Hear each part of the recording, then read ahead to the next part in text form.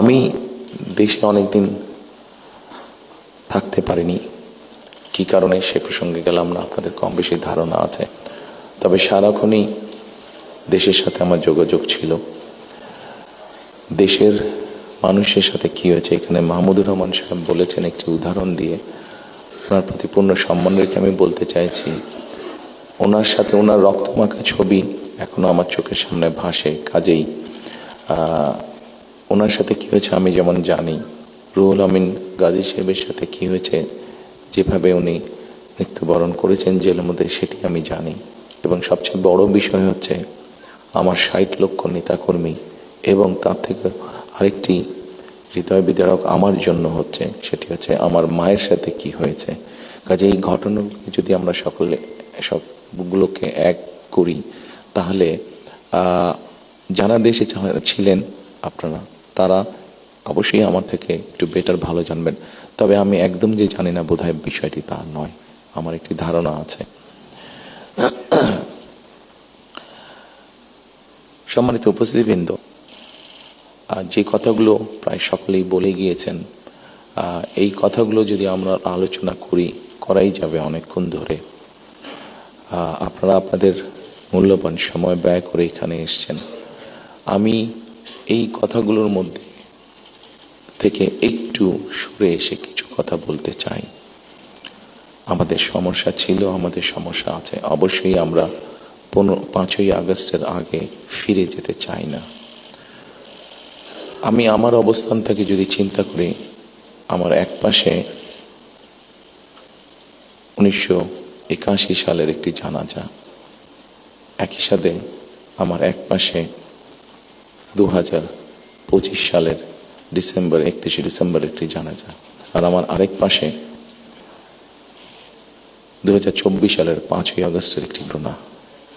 কাজে আমার মনে হয় এটি শুধু বোধহয় আমার জন্য নয়, যারা আমার দলের নেতা কর্মী সদস্য এবং সামগ্রিকভাবে পুরা দেশের মানুষের সামনে বোধহয় এই দুটি উদাহরণ বোধহয় সবচাইতে বাদ বিবেচনা করার জন্য সবচাইতে ভালো উদাহরণ, যে আসলে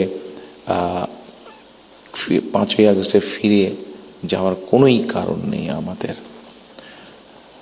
প্রিয় উপস্থিতিবৃন্দ, হিংসা, প্রতিশোধ, প্রতিহিংসা একটি মানুষ, একটি দল বা যেভাবে আমরা বিবেচনা করি, তার পরিণতি কি হতে, এবং আমি সেজন্যই সকলকে অনুরোধ করব, দল মত নির্বিশেষে আমাদের মধ্যে মত পার্থক্য থাকবে, কিন্তু আমরা যদি চেষ্টা করি তাহলে সেই মত পার্থক্যের মধ্যে রেখে আলোচনার মাধ্যমে সেটি অনেক সমস্যার সমাধান হয়তো আমরা বের করে আনতে সক্ষম হব। কিন্তু কোনোভাবেই সেটি যাতে মত বিভেদের পর্যায়ে চলে না যায়।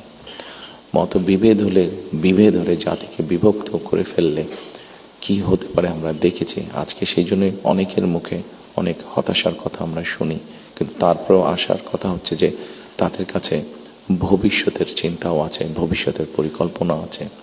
এখানে একজন বক্তা বলেছেন, পানির কথা বলেছেন। ওনার সাথে আমার কিছুদিন আগে কথা ছিল, ওনার সামনে আমি আরও বিষয় তুলে ধরেছি। আমার দেশে ফিরে আসার পরে আমি যে কয়বার আমার বাইরে যাওয়ার একটু বেশি সুযোগ হয়েছে, আমি সাভারে গিয়েছিলাম, আরও কয়েকটি জায়গায় গিয়েছিলাম। আমার কাছে মনে হয়েছে নতুন প্রজন্ম একটি গাইডেন্স চাইছে, নতুন প্রজন্ম একটি আশা দেখতে চাইছে। শুধু নতুন প্রজন্ম না, আমার কাছে মনে হয়েছে প্রত্যেকটি প্রজন্মই মনে হয় কিছু একটি গাইডেন্স চাইছে। আমরা যারা রাজনীতিবিদ করি, আমাদের কাছে হয়তো অনেক প্রত্যাশা, সকল প্রত্যাশা হয়তো বা পূরণ করা সম্ভব নয়, কিন্তু আমরা রাজনীতিবিদরা যদি 1971 সাল, 1990 সাল, 2004 24 সালের 5ই আগস্ট এই সবগুলোকে আমাদের সামনে রেখে আমরা যদি দেশের স্বাধীনতা, দেশের সার্বভৌমত্বের জন্য কাজ করি, তাহলে নিশ্চয়ই আমার কাছে মনে হয়, একজন রাজনৈতিক কর্মী হিসাবে আমি দৃঢ়ভাবে বিশ্বাস করি, আমরা জাতিকে একটি সঠিক ডাইরেকশনে নিয়ে যেতে সক্ষম হব। আমি জানি না এটা কতটুকু রিলেটেড, একটি ছোট ঘটনা আপনাদের সামনে তুলে ধরতে চাই। আমাকে চিকিৎসার জন্য এই দেশ থেকে 2008 সালে চলে যেতে হয়েছিল যুক্তরাজ্যে। 2008 সালে যাবার পরে 2010 সালে সেখানে প্রথমে একটি নির্বাচন ছিল। স্বাভাবিকভাবে রাজনৈতিক কর্মী হিসাবে আমার একটা ইন্টারেস্ট ছিল। টিভির সামনে বসে আমি ডিবেট দেখছিলাম। সেখানে দুজন নেতার মধ্যে, দুটি মেইন দলের নেতার মধ্যে, লেবার এবং কনজারভেটিভ, অনেকদিন ধরে লেবার ছিল, 2010 সালে নির্বাচনে কনজারভেটিভ আসে। তো দুই দলের দুই নেতার মধ্যে একটি বাংলাদেশ বাদই দিলাম, শুধু ঢাকা শহরের মধ্যেই কোনো অ্যাম্বুলেন্স সার্ভিস নেই। গত 54-55 বছরে আমরা হইনি। এটি খুবই দুঃখজনক ব্যাপার। তো এই অ্যাম্বুলেন্স সার্ভিস নিয়ে দুই নেতার মধ্যে তখন কথা হচ্ছিল। খুব সম্ভবত তখন যতটুকু আমার মনে আছে, তখন এমার্জেন্সির জন্য অ্যাম্বুলেন্স সার্ভিস কল করলে 20 মিনিটের মতন সময় লাগতো আসতে অ্যাম্বুলেন্সের। একজন বলছে 20 মিনিট লাগে, এটাকে আমরা 19 মিনিট করবো। আরেকজন বলছিল যুক্তিতর্ক দিয়ে যে 20 মিনিট লাগে, এটাকে আমরা 15 মিনিটে নিয়ে আসবো। অর্থাৎ একজন 1 মিনিট কমাচ্ছে, একজন 5 মিনিট কমাচ্ছে। এই কাজটি তারা তাদের জনগণের জন্যই করতে চাইছে। আমার মনে হয় এখানে যেটা একটু আগে খুব সঠিকভাবে বলেছেন, ঠিক এখন যেভাবে চলছে এইভাবে যদি চলে, আমার যতটুকু ধারণা আগামী 10 থেকে 15 বছর, হার্ডলি 20 বছর পরে ঢাকা শহরে কোনো জায়গায় থেকে পানি আমরা পাবো না। আমাদের বুড়িগঙ্গা নদী সম্পূর্ণ রকম পলিউটেড, 100% পলিউটেড। শীতলক্ষা নদী 50%-এর মতন পলিউটেড। এখন মেঘনা নদী থেকে পানি আনার চেষ্টা করা হচ্ছে, আসছে বোধহয় একটা প্রজেক্ট কাজ হচ্ছে, কিন্তু এটার পানিও আগামী 10 থেকে 15 বছরের মধ্যে পলিউটেড হয়ে যাবে। ঢাকা শহরে যে 3.5 কোটি মানুষের মতন মানুষ বাস করছে, এদের কেউ পানি পাবে না। পানির অপর নাম জীবন। সারা দেশে যদি এই সমস্যা শুরু হয়, তাহলে বিষয়টি কত ভয়াবহ হতে পারে। আমার মনে হয় এইরকম বিষয়গুলি নিয়ে বোধহয় এখন আলোচনা হওয়া উচিত, সেটি সংসদে হোক, সেটি বিভিন্ন সেমিনারে হোক। কারণ তা না হলে একটি ভয়াবহ ভবিষ্যৎ আমাদের সামনে অপেক্ষা করছে হয়তোবা, which is very unwanted. সম্মানিত উপস্থিতিবৃন্দ, একই সাথে আমরা যদি একটু খেয়াল করে দেখি, আমাদের 20 কোটির মতন মানুষ এই দেশে, এবং এই দেশে 20 কোটি মানুষের মধ্যে একটি বড় অংশ হচ্ছে তরুণ সমাজের সদস্য। এই তরুণ সমাজের সদস্যদেরকে বিভিন্নভাবে আমাদেরকে উপায় বের করতে হবে কীভাবে তাদের কর্মসংস্থানের ব্যবস্থা হয়, সেটি দেশের ভিতরে হোক, সেটি দেশের বাইরে হোক। আমরা যদি এটি সক্ষম না হই এই কাজটি করতে, তাহলে আমরা 5ই আগস্ট বলি, 90-এর আন্দোলন বলি, 1971 সালের স্বাধীনতা যুদ্ধ বলি, আমাদের মনে হয় খুব সম্ভবত প্রত্যেকটি প্রত্যাশা ধ্বংস হয়ে যাবে। এখানে একজন সংবাদকর্মী, নারী সংবাদকর্মী, নারীর নিরাপত্তা বা নিরাপত্তা নিয়ে কথা বলেছেন উনি। আমরা মনে করি নিরাপত্তা শুধু নারীর না, নারী পুরুষ উভয়ের ক্ষেত্রে হওয়া উচিত। ছোট যদি একটি এক্সাম্পল দিই, খুব সম্ভবত বাংলাদেশে বছরে 7,000-এর মতন মানুষ, খুব সম্ভব গত বছর 7,000-এর মতন মানুষ রোড অ্যাক্সিডেন্টে মারা গিয়েছে। আমার কাছে বিষয়টি খুব অস্বাভাবিক লাগে। আমার ধারণা আপনারা যদি একটু চিন্তা করেন, আপনাদের প্রত্যেকের কাছে বিষয়টি অস্বাভাবিক লাগবে। কিন্তু ঘটনাটি ঘটছে, কোনো বছর বেশি, কোনো বছর কম। এই অস্বাভাবিক ঘটনাটি কেন ঘটবে? একজন মানুষ রোড অ্যাক্সিডেন্টে অধিকাংশ ক্ষেত্রে যারা মারা যাচ্ছে, আমরা যদি তাদের সামাজিক স্ট্যাটাসটা দেখি, খুব যে অবস্থাপন্ন লোক, যারা আর্থিকভাবে সচ্ছল, তারা যে মারা যাচ্ছেন তা না। কিন্তু যেই মানুষগুলো মারা যাচ্ছে, সেই মানুষরা হয়তো বা তাদের ফ্যামিলির অনলি আর্নিং সোর্স। মারা যাওয়ার পরে সেই ফ্যামিলিটির কি হচ্ছে, অথবা লোকটি যদি পঙ্গু হয়ে যায়, মানুষটি যদি পঙ্গু হয়ে যায়, তাহলে তার ফ্যামিলির উপরে কি হচ্ছে, এই বিষয়টি বোধহয় আমাদেরকে নজরে আনা উচিত।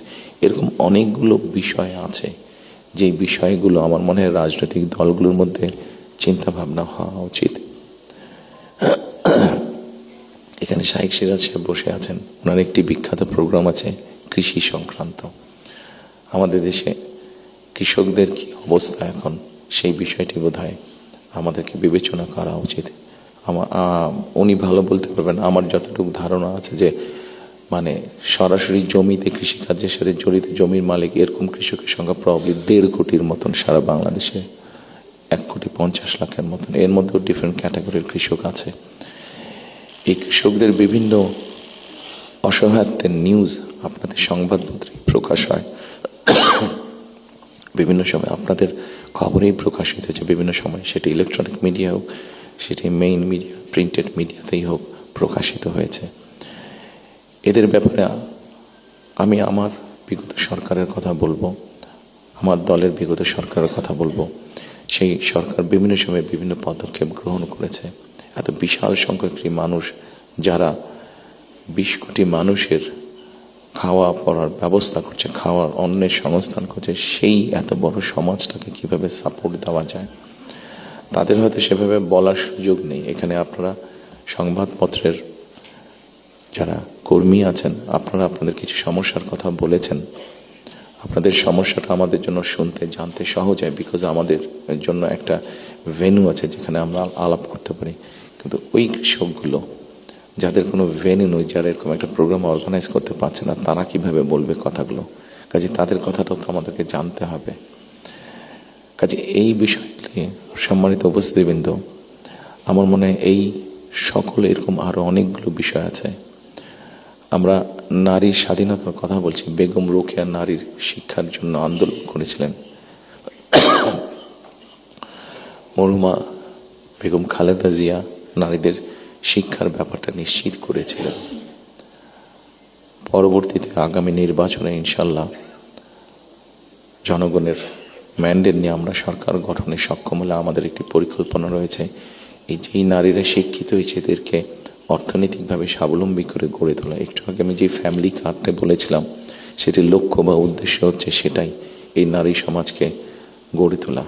আমাদের হিসাব মতে বাংলাদেশে 4 কোটি ফ্যামিলি আছে। আমরা যদি পরিবার হিসাবে ভাগ করি, এবারে যে একটি পরিবারে 5 জন করে সদস্য ধরা হয়েছে। আমরা এই ফ্যামিলি কার্ডটি আপনাদের সামনে একটু তুলে ধরতে চাইছি, আমাদের পরিকল্পনাগুলো। কারণ এখানে একজন সাংবাদিক উল্লেখ করেছেন যে 25 তারিখে যখন আমি এসেছি, আমি একটি কথা বলেছিলাম মার্টিন লুথার কিং এর মতন, আই হ্যাভ এ ড্রিম, যেমন বলেছিল 62 বছর আগে মার্টিন লুথার কিং। আমি বলেছিলাম আই হ্যাভ এ প্ল্যান। সেই প্ল্যানের মধ্যে একটি অংশ আছে বাংলাদেশের যে হাফ পপুলেশন নারী, তাদেরকে ঘিরে, এবং সেটি হচ্ছে ফ্যামিলি কার্ড। ফ্যামিলি কার্ডের মাধ্যমে ইটস নট যে একটা ফ্যামিলি কার্ড যে নারী পাবে সেটি সে সারা জীবন পাবে। একজন গৃহিণী বা একজন হাউসওয়াইফ যে পাবেন কার্ডটা সারা জীবনের জন্য না, আমরা 5 থেকে 7 বছর দেব। এই 5 থেকে 7 বছর তাকে আমরা একটা সাপোর্ট দেওয়ার চেষ্টা করব। সেটা টাকার হিসাবে হতে পারে অথবা এসেনশিয়াল ফুড আইটেমের হিসাবে হতে পারে। কারণ আমরা দেখেছি যে একজন নারী বা একজন স্ত্রীকে বা একজন গৃহিণীকে যদি একটি সাপোর্ট দেওয়া হয়, সেটি সে তার ফ্যামিলির জন্য সঠিকভাবে খরচ করে দেন একজন পুরুষ। এবং আমরা রিসার্চে দেখেছি যে যদি 5 থেকে 7 বছর দেওয়া যায়, তাহলে সে যেই অর্থটা তার হাতে জমা হয়, সে মূলত 3টি কাজে খরচ করে। প্রথমত তার ফ্যামিলির স্বাস্থ্যের পেছনে, দ্বিতীয়ত তার ফ্যামিলির ছেলেমেয়েদের শিক্ষার পিছনে, তৃতীয়ত সে যে অর্থটা জমা করতে পারে সেটি সে ছোট ছোটভাবে ইনভেস্ট করে। খুব স্বাভাবিকভাবে এইভাবে যখন সে ইনভেস্ট করা ধরবে, স্বাভাবিকভাবে তার গ্রামের লোকাল ইকোনমিটা স্ট্রেংথেন হবে, তার উপজেলার ইকোনমিটা স্ট্রেংথেন হবে, তার জেলার ইকোনমিটা স্ট্রেংথেন হবে, তার পরিবারটা শিক্ষিত এবং তার পরিবারটা যদি হেলদি হয়, এইভাবে পুরো গ্রামটা হবে, এভাবে পুরো উপজেলাটা হবে, এইভাবে পুরো জেলাটা, বিভাগ, একসময় গিয়ে দেশটা হবে। 4 কোটি ফ্যামিলির মধ্যে আপনারা বলতে পারেন একবারে কি দেওয়া সম্ভব কিনা? না, 4 কোটি ফ্যামিলির মধ্যে একবারে দেওয়া সম্ভব না। গ্র্যাজুয়ালি আমরা যাব। যারা প্রান্তিক, যারা যাদের নিডফুল আন্ডার প্রিভিলেজ, তাদেরকে দিয়ে আমরা শুরু করব। এই কার্ডটি আমরা, আপনারা জিজ্ঞেস করতে পারেন হয়তো কার্ডটি কাদেরকে দেবেন। আমরা কার্ডটি জেনারেল রেখেছি, ইউনিভার্সাল রেখেছি। কারণ আমরা অতীতে দেখেছি বিভিন্ন সময় বিভিন্ন সোশ্যাল সেফটি নেটওয়ার্কের আওতায় যাদেরকে নিয়ে আসা হয়, বিভিন্ন ক্যাটাগরি করা হয় এবং সেখানে কারাপশন দেখা দেয়। সেই জন্য আমরা এটি জেনারেল রেখেছি। এটি একজন গ্রামের কৃষকের স্ত্রী যেমন পাবে, ইমাম সাহেবের স্ত্রী যেমন পাবে, প্রাইমারি স্কুলের শিক্ষকের স্ত্রী যেমন পাবেন, ঠিক একইভাবে ডিসি সাহেবের স্ত্রীও পাবেন, এসপি সাহেবের স্ত্রীও পাবেন। তবে আমরা দৃঢ়ভাবে বিশ্বাস করি ডিসি সাহেবের স্ত্রী বা এসপি সাহেবের স্ত্রী নিশ্চয়ই ওনারা নেবেন না, কারণ ওনাদের ওইটি প্রয়োজন হবে না।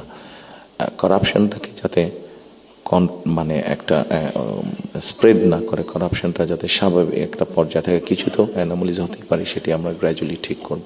ঠিক এভাবে কৃষকদেরকে হেল্প করার জন্য আমরা কৃষি কার্ড করেছি। একটি বড় সমস্যা হচ্ছে হেলথ ইস্যু। বাংলাদেশে 20 কোটি মানুষ, আমরা স্লোগান দিয়ে হয়তো বলতে পারি যে সকলের জন্য স্বাস্থ্যর ব্যবস্থা করব, আমরা সকলকে স্বাস্থ্য সুবিধা আমরা দিব। এখানে আপনারা অনেকেই আছেন যারা আপনারা ইউকেতে গিয়েছেন, যেহেতু আমি ইউকেতে অনেকদিন ছিলাম, স্বাভাবিকভাবে আমি তাদের বিষয়টি আমার নজরে বেশি পড়েছে। তাদের ওখানে বৈধভাবে যে কোনো মানুষ থাকে তাকে তারা পূর্ণ হেলথ সার্ভিস দেয়, সেটা যে কোনো ধরনের, সেটা বাইপাস হোক, কার্ডিয়াক হোক, ক্যান্সার হোক, সব রকম চিকিৎসা তারা দেয়। এখন আমরা কিন্তু এখন দেখা যাচ্ছে যে এই কাজটা করতে গিয়ে ইউকের মতন দেশগুলো, ইউরোপের যে ডেভেলপ দেশগুলো আছে, তারাও হিমশিম খাচ্ছে। তারা এখন যেটা চাচ্ছে সেটা হচ্ছে প্রিভেনশন। তারা হিসাব নিকাশ করেছে যে একজন মানুষ অসুস্থ হলে তাকে যদি হাসপাতালে নিয়ে আসা হয়, তাকে যদি ওষুধ দেওয়া হয়, ডাক্তার, নার্স, হসপিটালে বেড, সব কিছু, তাতে খরচ অনেক বেশি হয়। কিন্তু যদি প্রিভেনশন করা হয়, মানুষকে যদি সচেতন করা হয় যে এই খাবারগুলো খেও না, তাহলে তুমি কিডনি প্রবলেম হবে না, এই খাবারগুলো খেও না তাহলে তোমার হার্ট প্রবলেম হবে না, এই খাবারগুলো খেও না তাহলে তোমার ডায়াবেটিক হবে না। মানুষকে যদি এভাবে সচেতন করা যায়, তাহলে দেখা গেছে তাদের রাষ্ট্রের খরচ অনেক কমে আসে, মানুষের সুস্থ থাকে। এবং এটার উপর বেস করে, যেহেতু ইউরোপে এই কাজটা চলছে, এটার উপরে বেস করে আমরা হেলথ কেয়ারের অ্যাপয়েন্ট করতে চাই। এবং এই হেলথ কেয়ারের অ্যাপয়েন্টের আরেকটি মূল লক্ষ্য উদ্দেশ্য হচ্ছে এরা যেরকম বেসিক ট্রেনিং পাওয়ার পরে গিয়ে মানুষকে সচেতন করবে, অ্যাট দ্য সেম টাইম সম্মানিত উপস্থিতিবৃন্দ, আরেকটি বিষয় বোধহয় আমাদের নজরে খুব আনার প্রয়োজন। একটি বিষয়, খুব ভয়াবহ পরিস্থিতি, মাহফুজ আলম সাহেব যেরকম পানির কথা বলেছেন, সেরকম আরেকটি ভয়াবহ পরিস্থিতি হচ্ছে যে আমাদের জনসংখ্যা যেভাবে বাড়ছে, আমরা যে সৌদি আরব বা কুয়েতের সবগুলো তেল খনিও এখানে নিয়ে আসি, তাহলে হয়তো আমরা এই এত রিসোর্স দিয়ে আমরা এত মানুষকে সমস্যার সমাধান করতে পারবো না। সেই জন্য আমাদেরকে অবশ্যই পপুলেশন কন্ট্রোলে যেতে হবে, আমাদের দেশের জনসংখ্যাকে সীমাবদ্ধতার মধ্যে আনতে হবে। এবং সেই জন্য এই হেলথ কেয়ারের যে নিয়োগ হবে, এই হেলথ কেয়ারের শতকরা 80 থেকে 85% আমরা 1 লক্ষের মতন আমাদের টার্গেট নিয়োগ করা। এই হেলথ কেয়ারের 80 থেকে 85% আমরা নারী কর্মীকে নিয়োগ করতে চাই, যাতে নারী কর্মীরা গিয়ে ঘরে ঘরে বোঝাতে সক্ষম হন যে কী জন্য প্রয়োজন হাইজিন মেনটেন করা এবং পরিবারকে সুস্থ রাখা, অ্যাট দ্য সেম টাইম পরিবারকে একটি রিজনেবল সাইজের মধ্যে রাখা, পরিবারের সদস্য সংখ্যা। ঠিক একইভাবে কৃষকের কথা আপনাদের সামনে বলেছি, যেই বিষয়টি আমি আপনাদের সামনে একটু আগে উল্লেখ করেছিলাম সম্মানিত উপস্থিতিবৃন্দ, সেটি হচ্ছে যে বিরাট এক তরুণ সমাজের সদস্য আমাদের আছেন। এই তরুণ সমাজের সদস্যদেরকে, সেটি গ্রামে হোক সেটি শহরে হোক, বিভিন্ন জনের বিভিন্ন কোয়ালিফিকেশন বা শিক্ষা ব্যাকগ্রাউন্ড আছে, সেটার উপরে বেস করে আমরা ভোকেশনাল টেকনোলজিক্যাল ইনস্টিটিউশনকে আমরা মডার্নাইজ করতে চাই। আমাদের ভোকেশনাল এবং টেকনোলজিক্যাল ইনস্টিটিউশন যেগুলো আছে, সেগুলোর মধ্যে প্রায় 200-250 মতন সাবজেক্ট আছে, যেগুলোর এত প্রয়োজন নেই আমাদের। আমরা এর মধ্যে কিছু কাজ করেছি, প্রাইমারি কাজ করেছি, যে নর্মালি যেসব দেশে আমাদের মানুষ যেতে পারবে বা পারে, যেমন তার একটা বড় অংশ হচ্ছে মিডল ইস্ট, সেখানে কি কি কাজের স্কোপ আছে আগামী 5 থেকে 10 বছর। একটি বড় মার্কেট হচ্ছে মানুষ যাবার জন্য, দেশ থেকে স্কিল শ্রমিক যাওয়ার মতন একটি বড় মার্কেট আস্তে আস্তে তৈরি হচ্ছে জাপানে, আস্তে আস্তে তৈরি হচ্ছে ইউরোপে, ইভেন চায়নাতেও তৈরি হচ্ছে। আমরা মোটামুটিভাবে একটি অ্যানালাইসিস করে দেখি যে কী কী ধরনের মানুষ এখানে যেতে পারে, সেটার উপরে বেস করে আমরা আমাদের ভোকেশনাল ইনস্টিটিউটগুলোকে আমরা সেইভাবে মডার্নাইজ করতে চাইছি। আপনারা নিশ্চয়ই খেয়াল করেছেন, যেহেতু আপনারা সংবাদ কর্মী, আপনারা নিশ্চয়ই খেয়াল করেছেন গত কয়েকদিনে আমার সাথে বেশ কিছু বিদেশি ডিপ্লোমেট দেখা করেছেন। ওনাদের মধ্যে যে সকল দেশগুলো এই ভোকেশনাল এবং টেকনিক্যাল ইনস্টিটিউশনে ওনারা অনেক ডেভেলপ, তাদেরকে আমরা বলেছি যে আপনাদেরকে এই সহযোগিতা করতে হবে। ওনারা খুশি মনে আমাদেরকে বলেছেন যে ওনারা এই ব্যাপারে সহযোগিতা করবেন।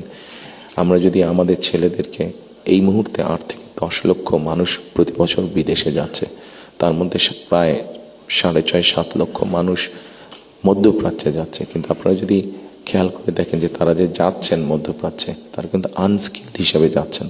তাদেরকে যদি আমরা কিছুটা ভাষা শিখিয়ে দিতে পারি এবং সেখানে যেই কাজগুলোতে তারা যাচ্ছেন সেগুলোর ব্যাপারে মিনিমাম ট্রেনিং দিয়ে দিতে পারি, তাহলে কিন্তু গিয়ে তারা ওখানে বেটার করতে সক্ষম হবেন। ঠিক এইভাবে যদি আমরা রিসার্চ করে যদি মার্কেটগুলোকে বের করতে পারি, তাহলে দেশের বাইরে আমরা বহু সংখ্যক অ্যাকাউন্ট যে 8 থেকে 10 লাখ অ্যাবাউট মিলিয়ন মানুষ বিদেশে যাচ্ছে, এটাকে খুব সহজে 2 থেকে 3 বছর মধ্যে পসিবলি 1.5 to 2 মিলিয়ন করা যাবে। 15 থেকে 20 লক্ষ মানুষ করা যাবে। এবং 15 থেকে 20 লক্ষ মানুষ শুধু যাচ্ছেন না, তাদেরকে যদি ট্রেনিং এবং ল্যাঙ্গুয়েজ দিয়ে আমরা পাঠাতে পারি তাহলে ভ্যালু অ্যাড হবে।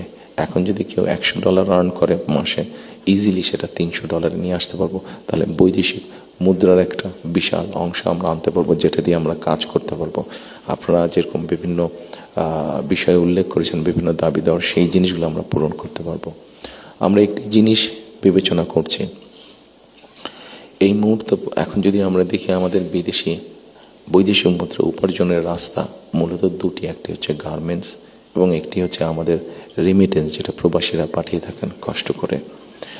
এইটির সংখ্যাকে আমরা বাড়াতে চাচ্ছি। আমরা একটি চিন্তা ভাবনা করেছি, এর মধ্যে নিজেদের মধ্যে আমরা আলাপ করেছি যে কোনো উদ্যোক্তা যদি একটি ইন্ডাস্ট্রি বা ফ্যাক্টরি সেট করেন, যেটির শতকরা 100 ভাগ পণ্য বিদেশে রফতানি হবে।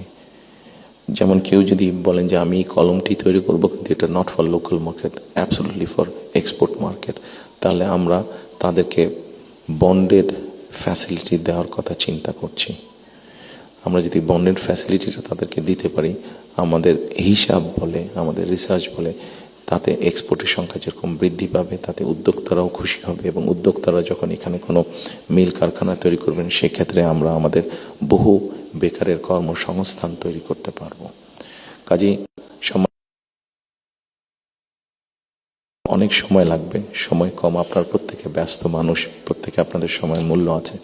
আমি আমার কিছু চিন্তা ভাবনাগুলো আপনাদের সামনে শেয়ার করলাম।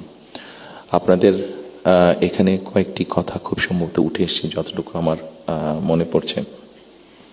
এখানে নয়া দিগন্ত সম্পাদক সাহেব একটু আগে বলেছেন যে আমার প্ল্যানটা পরিষ্কার না। আমার মনে হয় পরিষ্কার না হলেও কিছুটা হয়তো আমি পরিষ্কার করতে সক্ষম হয়েছি। আরও কিছু প্ল্যান আছে আমাদের, যেমন কর্মসংস্থানের ক্ষেত্রে আরেকটি প্ল্যানের কথা আপনাদেরকে উল্লেখ করি। যেমন আইটি সেক্টরে আমাদের অনেক ইয়াং ছেলে মেয়ে আছে যারা আইটি সেক্টরে কাজ করছেন।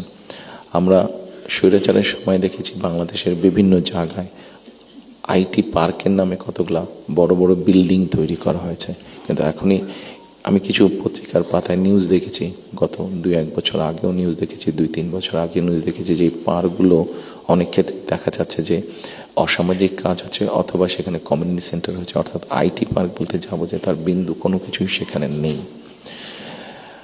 প্রিয় সম্মানিত উপস্থিতিবৃন্দ, আমরা এই আইটি পার্কগুলোকে একটু ডিফারেন্টভাবে নিয়ে আসতে চাইছি।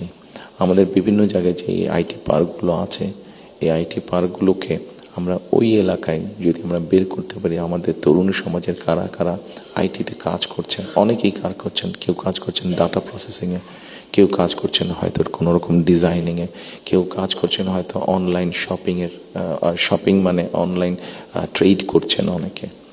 আমাদের একটা চিন্তা ভাবনা আছে যে এই মানুষগুলোকে একত্রিত করে আমরা ওই আইটি পার্কগুলোকে ফ্রি ওয়াইফাই দেবো এবং তাদেরকে ছোট ছোট স্পেস করে তাদেরকে অফিস করে দেবো। এখন হয়তো তারা হলে যারা থাকছেন, যদি স্টুডেন্ট হয়ে থাকেন হলে বিছানার উপরে কাজ করছে, তাহলে মেসে থাকলে মেসের ওই ছোট্ট কোনায় কাজ করছে, অথবা বাসায় থাকলে হয়তো বিছানার উপরে বসে কাজ করছে, অথবা ছোট্ট একটা টেবিল চেয়ার নিয়ে কাজ করছে। কিন্তু আমরা যদি তাদেরকে একটা স্পেস করে দিতে পারি, তাহলে কিন্তু তারা তাদের বিজনেসটা অনেক ফ্লরিশ করতে পারবে। এবং স্বাভাবিকভাবে তার বিজনেস যখন ফ্লরিশ হবে, সে তখন আরও হয়তো তার মতন আরও কয়েকজনকে একসাথে নিয়ে আরও একটু বড় কোম্পানি করবে। অর্থাৎ এই সবগুলো সম্ভাবনার কথা বলছি, এবং এই সম্ভাবনার কথাগুলো অবাস্তব নয়। আমরা চেষ্টা করলে এই সম্ভাবনাগুলোকে আমরা বাস্তব রূপ দিতে পারবো। ঠিক একইভাবে আজকাল ফেসবুকে গেলে অথবা টিকটকে গেলে আমরা দেখি আমাদের তরুণ সমাজের সদস্যরা অনেকে অনেক প্রতিভাবান, বিভিন্ন রকম কন্টেন্ট তারা মেক করছেন। এই কন্টেন্ট মেক করতে গেলে সরকারের কিছু পলিসি আছে, যে পলিসিগুলো ঠিক করতে পারলে তাদের জন্য বেটার হবে, তাদের ইনকামটা বেড়ে যাবে। ইন্টারন্যাশনাল গেটওয়ে যে আছে, যেখানে কারেন্সি আসে বা যায়, এখানে কিছু সমস্যা আছে, পেপাল সহ এরকম যেগুলো আছে। আমরা এরই মধ্যে তাদের সাথে কথা বলেছি যে কিভাবে এই সমস্যাগুলো সমাধান করা যায়। অর্থাৎ যারা আমাদের অনলাইনে কাজ করবে বা কন্টেন্ট মেক করবে, এরা যে যাবে, এরা যে অ্যাড হবে, যে ইনকামটা তাতে আসবে, সেটা কিভাবে সহজে তাদের কাছে এসে পৌঁছতে পারে, এ ব্যাপারে আমরা তাদের সাথে মোটামুটিভাবে আলাপ করেছি। ইনশাল্লাহ আমরা গভর্নমেন্ট ফর্ম করতে পারলে এই ব্যাপারটা আমরা দ্রুততার সাথে করতে তখন সক্ষম হব এই সমস্যাটার সমাধান করতে। সম্মানিত উপস্থিতিবৃন্দ, আমাদের সামনে আপনারা এখানে অনেকে উপস্থিত আছেন যাদের অনেক লম্বা অভিজ্ঞতা আছে দেশ স্বাধীনের পর থেকে। আমাদের দেশ স্বাধীনের পর থেকে অনেক উথাল পাতাল ঝড় অনেক হয়েছে রাজনৈতিক অঙ্গন থেকে অর্থনৈতিক অঙ্গনে। এখানে একজন বক্তা বলে গিয়েছেন যে সামনে আমাদের চ্যালেঞ্জ আছে। একজন রাজনৈতিক কর্মী হিসাবে আমার কাছে মনে হয় ইয়েস, সামনে আমাদের অনেক কঠিন চ্যালেঞ্জ আছে। আমাদের মধ্যে বিভিন্ন রকম মত পার্থক্য আছে। একজন রাজনৈতিক কর্মী হিসাবে আজকে আপনাদের কাছে এবং আপনাদের মাধ্যমে সকল রাজনৈতিক দলের সদস্যদের কাছে, সামগ্রিকভাবে সমাজের সকল মানুষের কাছে আমি একটি বিনীত আহ্বান রাখতে চাই যে আমাদের বিভিন্ন মত পার্থক্যগুলো নিয়ে যাতে আমরা আলোচনা করতে পারি, আলাপ করতে পারি। আমাদেরকে যে কোনো মূল্যে ডেমোক্রেটিক প্রসেস, যেটা আমরা 12 তারিখ থেকে ইনশাল্লাহ শুরু করতে যাচ্ছি। এখানে এনটিভির আমাদের ওনার নামটা আমি জহিরুল আলম সাহেব অনেক আগে আমার একটা ইন্টারভিউ নিয়েছিলেন। আমি ওনাকে খুব সম্ভবত ওনাকে বলেছিলাম, অথবা মতি ভাই এখানে উপস্থিত আছেন, মানব জীবনের মতি ভাই, খুব সম্ভব ওনার ইন্টারভিউতে আমি বলেছিলাম যে আমাদেরকে যে কোনো মূল্যে হোক ডেমোক্রেটিক প্রসেসটা চালু রাখতে হবে, আমাদের জবাবদিহিতাটা চালু রাখতে হবে যে কোনো মূল্যে। সেটি জাতীয় পর্যায়ে হোক, সেটি লোকাল পর্যায়ে হোক, অর্থাৎ ইউনিয়ন পরিষদ নির্বাচন, পৌরসভার নির্বাচন, লোকাল পর্যায়ে হোক, সেটা কোনো ট্রেড বডির ইলেকশন হোক। আমার ব্যক্তি যেটা বিশ্বাস, আমরা যে কোনো মূল্যে যদি এই যে জবাবদিহিতাটা, গণতান্ত্রিক প্রসেসটা যদি আমরা কন্টিনিউ করতে পারি, অনেক বেগ হয়তো আসবে, অনেক কঠিন হবে, কিন্তু একটা সার্টেন টাইম পর পর আমরা যদি গণতান্ত্রিক প্রসেসটাকে কন্টিনিউ করে যেতে পারি, তাহলে নিশ্চয়ই আমরা অবস্থার পরিবর্তন ঘটাতে সক্ষম হব।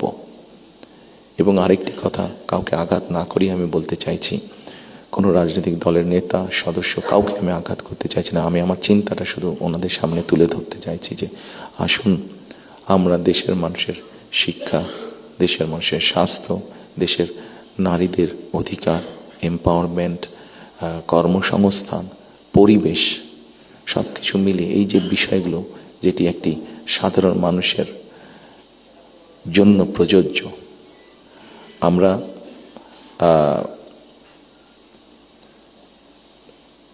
অনেক দিন ধরে আমরা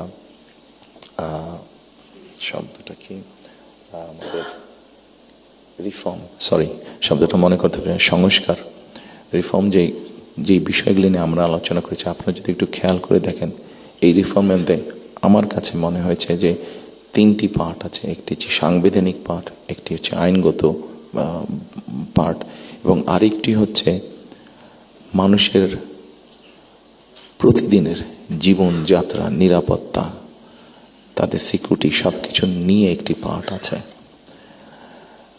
আমরা সাংবিধানিক বিষয় নিয়ে আলোচনা করেছি, আইনগত বিষয় নিয়ে আলোচনা করেছি। আমার মনে হয় মানুষের প্রতিদিনকার প্রত্যেকটি মানুষ, সকল সমাজের প্রত্যেকটি শ্রেণী পেশার মানুষ, তাদের প্রতিদিনকার যে চাওয়া পাওয়াগুলা, প্রয়োজনগুলো, সেটা নিয়ে বোধহয় আমরা আলাপ আলোচনা একটু কম করেছি।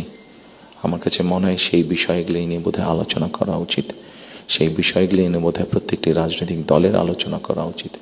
আমরা শুধু রাজনৈতিক বিষয় নিয়ে সেমিনার করছি, সিম্পোজিয়াম করছি, আলোচনা করছি, তর্ক বিতর্ক করছি, অবশ্যই ওগুলো প্রয়োজন আছে, কিন্তু অ্যাট দ্য সেম টাইম আমরা যদি মানুষের প্রতিদিনকার তার চিকিৎসা ব্যবস্থা কী হবে, তার কর্মসংস্থান কী হবে, তার পরিবারের সন্তানদের শিক্ষা ব্যবস্থা কী হবে, তার রাস্তায় বের হলে নিরাপদে সে ফিরে আসতে পারবে কিনা, এইরকম বিষয় যেগুলো আছে, এই বিষয়গুলো নিয়েও বোধহয় আমাদের আলোচনা আরও একটু বেশি হওয়া উচিত। এই বিষয়গুলো নিয়ে বোধহয় আমাদের প্ল্যান প্রোগ্রাম আরও একটু বেশি হওয়া উচিত। এই পলিসিগুলো নিয়ে বোধহয় আমাদের চিন্তা ভাবনা আরও একটু বেশি হওয়া উচিত। সম্মানিত উপস্থিতিবৃন্দ, সামনে নির্বাচন। আমি একটি রাজনৈতিক দলের সদস্য। স্বাভাবিকভাবেই আমরা 22 তারিখ থেকে আমাদের সকল রকম পরিকল্পনা নিয়ে জনগণের সামনে যাব। আপনারা যারা আজকে কষ্ট করে আমাদের আমন্ত্রণে এখানে এসেছেন, আবারও আপনাদেরকে আমি আমার এবং আমার দলের পক্ষ থেকে আন্তরিক ধন্যবাদ জানাতে চাই। একই সাথে আমরা ইনশাল্লাহ দেশের মানুষের সমর্থন নিয়ে সরকার গঠনে সক্ষম হলে যাতে আপনাদের কাছ থেকে এমন ধরনের আলোচনা সমালোচনা আমরা পাই যেটা আমাদেরকে সাহায্য করবে দেশকে সামনে এগিয়ে নিয়ে যেতে।